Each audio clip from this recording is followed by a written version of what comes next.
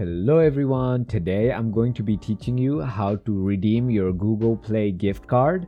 So first of all, go to your Play Store.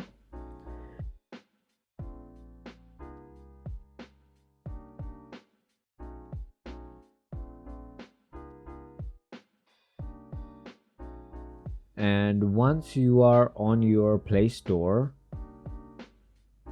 click on the top left 3 lines as you can see.